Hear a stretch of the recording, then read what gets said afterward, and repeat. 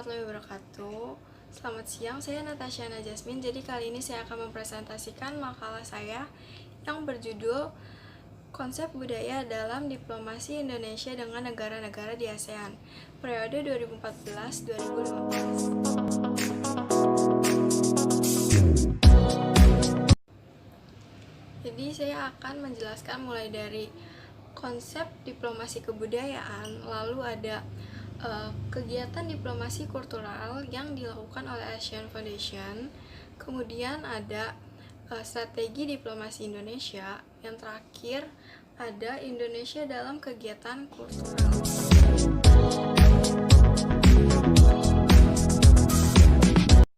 Jadi yang pertama saya akan membahas tentang konsep diplomasi kebudayaan. Jadi menurut Milton, diplomasi kebudayaan dapat diartikan sebagai pertukaran pikiran, informasi, seni, dan juga aspek kebudayaan. Aspek kebudayaan lainnya antar suatu negara dengan negara lainnya, maupun antar masyarakat dengan masyarakat. Jadi diplomasi budaya sendiri merupakan soft power. Di diplomasi budaya menggunakan budaya sebagai modal utamanya dan secara natural memberikan ruang untuk partisipan yang lebih luas. Jadi tidak hanya pemerintah yang melakukan diplomasi, pemerintah atau lembaga-lembaga lainnya, tetapi juga bisa dari masyarakat antar masyarakat. Diplomasi budaya juga menggunakan hasil-hasil kebudayaannya sebagai manifestasi utamanya, misalnya melalui promosi kebudayaan yang dimiliki oleh suatu negara, melalui mode pertukaran edukasi seni dan budaya populer, misalnya literatur, musik, dan film. Jadi musik dan film ini, apalagi di zaman-zaman sekarang yang semakin modern, banyak sekali penggunanya atau penikmatnya. Walaupun diplomasi budaya tidak dapat diukur secara kuantitatif, diplomasi budaya dapat beroperasi di dunia. Diplomasi budaya beroperasi dalam rentang waktu yang sangat panjang sehingga dapat menghubungkan pihak-pihak dan kelompok yang sedang berkonflik. Oleh karena itu, diplomasi budaya dapat bertindak sebagai satu-satunya solusi yang efektif ketika munculnya ketegangan dan konflik.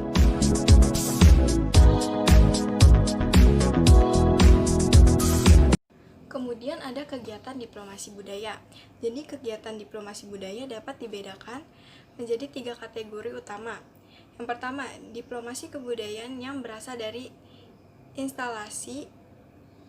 institusi ASEAN yang diwakili oleh ASEAN Secretariat dan ASEAN Foundation. Kemudian ada diplomasi kebudayaan yang dilakukan oleh negara anggota ASEAN dan kemudian ada kegiatan kultural diplomasi ASEAN yang dilakukan oleh Indonesia.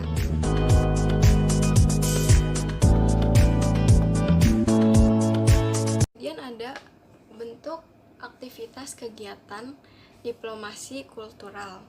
Jadi bentuk aktivitas kegiatan diplomasi kultural ada seperti purpose atau tujuan. Di sini terdiri dari reaktif atau sebagai kegiatan tanggapan dari suatu aspek atau objeknya. Kemudian ada proaktif. Proaktif di sini atau menjangkau, memancing, menghimpun, reach out kepada targetnya. Lalu ada relationship. Relationship ini bertujuan untuk membangun serta mempertahankan suatu hubungan baik antar negara maupun antar masyarakat. Kemudian juga ada media atau public opinion. Di sini media atau public opinion sendiri terdiri dari news management yang bertujuan untuk mempengaruhi masyarakat dengan informasi yang disajikan. Kemudian ada strategi communication. Lalu ada building favorable condition atau membentuk sebuah keadaan di mana pihak-pihak yang ditargetkan dapat saling memahami satu sama lain secara menyeluruh.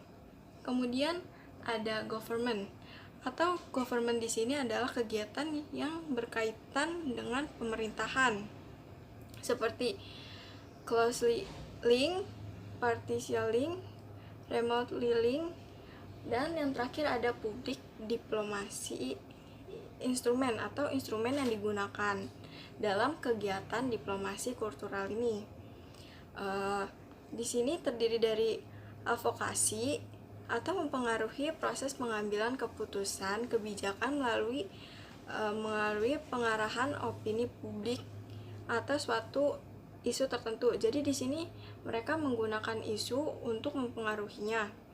Terus kemudian ada penyiaran internasional atau international broadcast, diplomasi publik dunia maya, ada hubungan masyarakat internasional, diplomasi korporat, lalu ada diplomasi publik di diaspora, kemudian ada diplomasi budaya.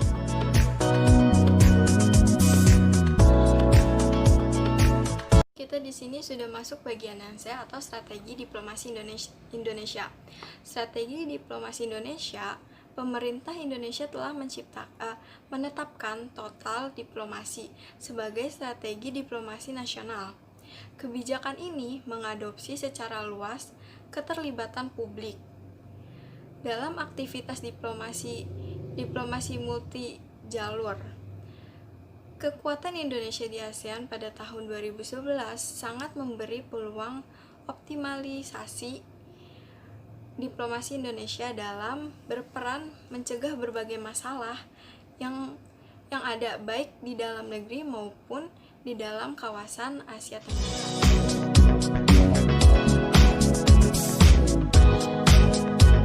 Kemudian ada peningkatan peran para diplomasi yang dapat dilakukan oleh pemerintah Indonesia, seperti melalui penyiapan regulasi yang kontributif bagi aktor subnasional atau pemerintah daerah untuk melakukan kerjasama dengan aktor nasional maupun subnasional. Lalu ada penyiapan sarana pemberdayaan dan advokasi kerjasama yang cukup, misalnya proses inisiasi, analisis hingga praktek kerjasama. Lalu ada melakukan komunikasi dan dialog yang intensif dan terbuka dengan pemerintah daerah dan komponen-komponennya. Kemudian ada memperkecil gap antar politik luar negeri sebagai kebijakan pemerintah pusat dengan kebijakan pemerintah daerah. Jika semua ini dilakukan dengan suatu kesadaran bersama, maka Indonesia akan mampu mendorong proses transnasional regionalis dalam ASEAN.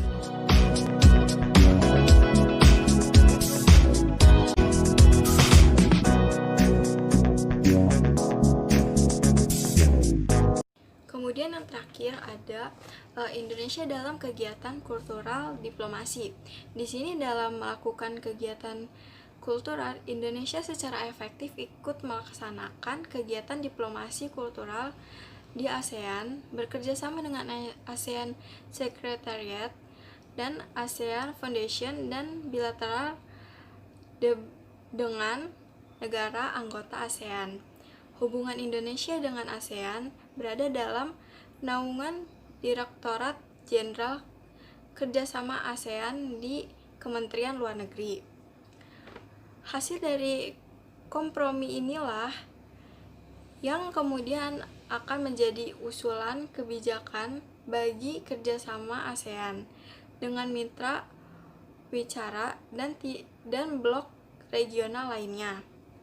Melalui mekanisme ini dapat dipastikan bahwa setiap usulan kerjasama yang akan diajukan kepada mitra wacana ASEAN merupakan gabungan dari kepentingan-kepentingan negara anggota ASEAN. Jadi sekian presentasi dari saya, kurang lebihnya mohon maaf. Assalamualaikum warahmatullahi wabarakatuh.